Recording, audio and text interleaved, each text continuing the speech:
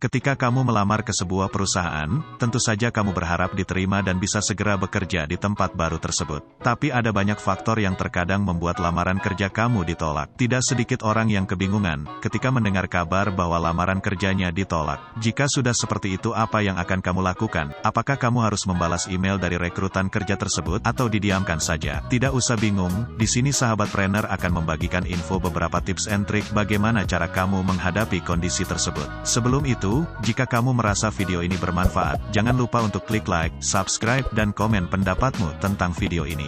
Tentu saja tidak bisa dipungkiri, rasa kecewa akan muncul ketika kamu tahu bahwa lamaran kerja ditolak oleh perusahaan, tetapi sebaiknya kekecewaan ini jangan kamu lakukan terlalu lama. Berikut kami telah merangkum tips and trik cara mengatasinya. 1. Meminta masukan dan saran. Daripada kamu membiarkan pesan email penolakan tersebut, kamu bisa berterima kasih pada recruiter dan meminta masukan dari mereka. Mungkin kebanyakan orang akan sungkan untuk melakukan hal ini, tetapi justru ini bisa jadi poin plus kamu di mata recruiter. Dari sini kamu akan mengetahui apa saja yang menjadi kekurangan kamu, sehingga kamu sampai ditolak, dan tidak lolos rekrutmen mereka. Dari sekian banyak tahapan rekrutmen yang kamu ikuti, kamu akan tahu di bagian mana yang membuatmu gagal dan tak sesuai dengan ekspektasi perusahaan. Apakah gagal pada sesi interview atau gagal dalam proses tes kerjanya? Daripada kamu hanya menebak-nebak, lebih baik kamu menanyakannya langsung. Meskipun belum tentu jawaban mereka sesuai dengan ekspektasi kamu. Banyak perusahaan yang mungkin hanya memberikan jawaban standar, atau tidak membalasmu sama sekali, namun tidak ada salahnya mencoba hal tersebut.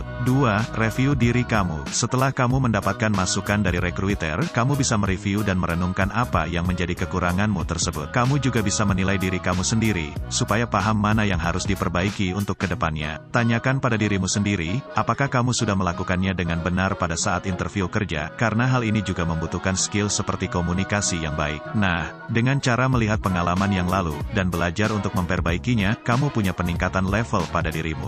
3. Meningkatkan kemampuan dan mengembangkan diri. Jika kamu sudah mengetahui apa saja yang menjadi kekurangan serta kelebihan kamu, buatlah rencana untuk meningkatkan kemampuanmu. Lihatlah apa saja kemampuan yang dibutuhkan dari industri kerja yang kamu lamar selanjutnya. Menyesuaikan kemampuan diri dengan kebutuhan industri perusahaan tempatmu melamar kerja. Tentu saja karena hal itu, kamu beresiko kecil untuk ditolak oleh perusahaan selanjutnya. Kamu bisa membuat daftar apa saja yang ingin kamu pelajari, untuk memperbaiki kekuranganmu. Kamu bisa mencari platform dan tempat belajar yang sesuai dengan kebutuhanmu saat ini. 4. Cek kembali kriteria perusahaan yang kamu lamar. Inilah cara selanjutnya yang bisa kamu lakukan untuk mencegah penolakan selanjutnya. Cek lagi dengan teliti, apakah kemampuan dan pengalaman kerjamu sesuai dengan kriteria yang dibutuhkan oleh perusahaan. Jangan sampai karena kamu tidak teliti di awal, membuat lamaran kerjamu terus ditolak di berbagai perusahaan.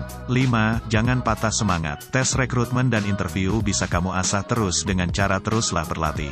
Jangan sampai lamaran kerja yang ditolak membuat kamu tidak produktif dan patah semangat. Selain itu, ada banyak faktor yang bisa menyebabkan lamaran kerja kamu ditolak oleh perusahaan. Bisa jadi perusahaan punya kesulitan atau alasannya tersendiri, sehingga tidak bisa menerimamu bukan karena skillmu. Jadi hal yang bisa kamu lakukan adalah, teruslah meningkatkan kapasitas diri dengan berlatih dan menambah ilmu dari manapun.